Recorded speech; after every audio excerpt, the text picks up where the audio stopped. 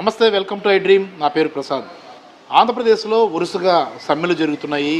ఒకవైపు అంగన్వాడీ సమ్మె, మరోవైపు మున్సిపల్ కార్మికుల సమ్మె, మరోవైపు కొన్ని సమ్మె చేసేందుకు సిద్ధమవుతున్న మరికొంతమంది ప్రభుత్వ ఉద్యోగులు కానీ సంఘాలు కానీ. వీటన్నింటి వెనుక సిపిఎం పార్టీకి సంబంధించిన అనుబంధ సంస్థ సిఐటియు ఉంది. ఆ సంఘాల నేతృత్వంతో వరుసగా సమ్మెలు చేస్తున్న ఘటనలు చోటు చేసుకుంటున్నాయి. అయితే ఎన్నికలు సమీపిస్తున్న వేళ మరో నెల రోజుల్లో నోటిఫికేషన్ వస్తుందనగా వరుసగా ఈ సమ్మెలు చేస్తున్న వెనక రాజకీయ కోణం ఉందా అనే అనుమానం అయితే కలుగుతుంది. హక్కుల కోసం పోరాటాలు చేయడంలో తప్పులేదు, కానీ కేవలం రాజకీయ ప్రయోజనాల కోసం, తెలుగుదేశం పార్టీకి మేలు చేయడం కోసం ఒక కుట్ర జరుగుతోందా అన్నది ఇప్పుడు తాజాగా బయటపడుతున్న అంశం. దీనికి సంబంధించి ఇదంతా నిశ్చితంగా గమనిస్తున్న న్యాయవాది సేనాపతి అప్పారావు గారు ఉన్నారు. అప్పారావు గారు నమస్తే సార్. సార్, మనం ఆంధ్రప్రదేశ్లో తాజా పరిణామాలు చూసుకుంటాం. అంటే ఒకటి, సమ్మె చేయడం అనేది ప్రతి ఒక్కరి హక్కుల కోసం మనం పోరాడొచ్చు, కానీ బాధ్యతతో చేస్తున్న హక్కులుగా అంటే ఈ సమ్మెగా భావించాలా, లేదంటే దీని వెనుక రాజకీయ కోణం ఉందని ఏమైనా అనుమానపడాల్సిన పరిస్థితి ఉందా? ప్రస్తుత కాల పరిస్థితి చూస్తే ఇటువంటి తరుణం గతంలో నేను ఎప్పుడు చూడలేదు. అంటే ఏ రాజకీయ పార్టీ అయితే అవ్వచ్చు, కానీ రాజకీయ పార్టీలు ప్రజల యొక్క క్షేమం గురించి పాటుపడాలి తప్పించి ఒక కుట్ర కోణంలో ఎటువంటి కార్యక్రమం చేయకూడదు. అదేవిధంగా ఇప్పుడు చూస్తే గతంలో ఎప్పుడు కూడా ఇతర ప్రభుత్వాలు ఉన్నప్పుడు, లేదా చంద్రబాబు నాయుడు గారి ప్రభుత్వం ఉన్నప్పుడు కానీ, కాంగ్రెస్ ప్రభుత్వం ఉన్నప్పుడు కానీ ఇటువంటి ఎలక్షన్ తరుణంలో ఈ విధంగా ప్రజల్ని రెచ్చగొట్టి ఇటువంటి మామూలుగా ఉద్యోగ సంఘ యూనియన్లు అందరినీ తీసుకొచ్చి మామూలుగా ఇప్పుడే అంటే ఈ టైంలో అయితే మన జీతాలు పెంచుతారు, లేకపోతే ఇంకే సంక్షేమ పథకాలు, లేకపోతే ఇంకో రాయితీలు ఇస్తారని పెట్టారు తప్పించి వాళ్ళు అనుకుంటున్నారు. అది చాలా తప్పు అని చెప్పి అనుకుంటున్నారు. ఉద్యోగాలు కానీ, లేదా యూనియన్ ప్రజలు కానీ, యూనియన్ కానీ అంతా కూడా ఒకటి గమనించాలి.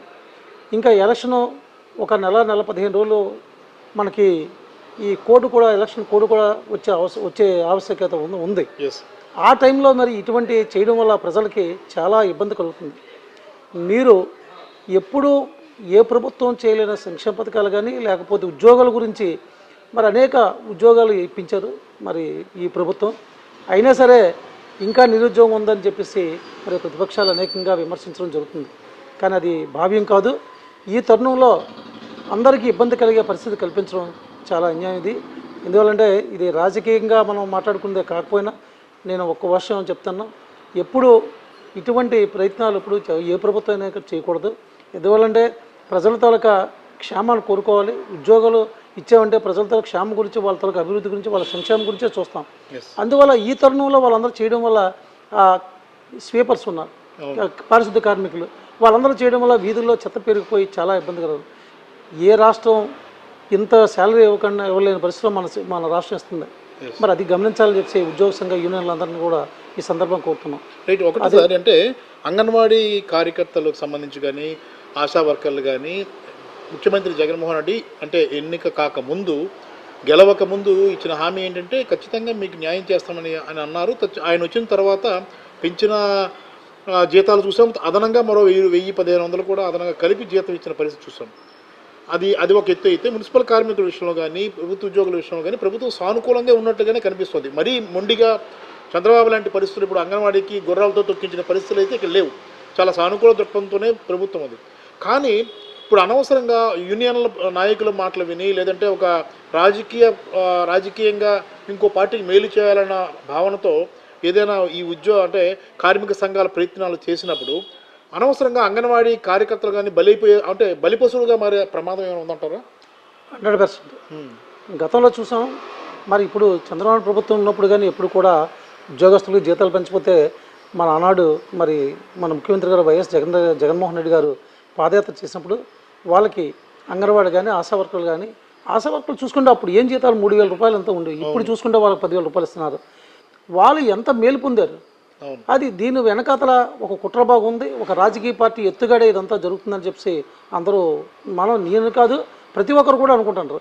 ఎందువల్లంటే ఆశా వర్కర్లు కూడా జీతాలు పెంచడం జరిగింది, కానీ ఆశా వర్కర్లు కూడా మళ్ళీ రోడ్డు మీదకి వచ్చి ఈ విధంగా ఇబ్బంది పెట్టడం, మరి పాపం తల్లి పిల్లలు, మరి వాళ్ళందరూ కూడా, చిన్నపిల్లలందరూ కూడా చాలా ఇబ్బంది పడుతున్నారు.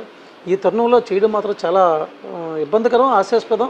వాళ్ళందరూ కూడా ఈ సమ్మె విరమించాలి. ప్రభుత్వం ఎప్పుడు కూడా వాళ్ళ సానుకూలంగా ఉంది. గతంలో విద్యుత్ ఉద్యోగులు ఉమ్మడి రాష్ట్రం ఉన్నప్పుడు చేసినప్పుడు అప్పుడు గుర్రాలతో మన చంద్రబాబు నాయుడు గుర్రాలతో తొక్కించాడు. అంటే అటువంటి లేదు, ప్రభుత్వం ఎంతో సానుకూలంగా స్పందించి వాళ్ళ కోరికల మేరకు ఏమున్నా సరే అవన్నీ చేయడానికి సిద్ధంగా ఉంది.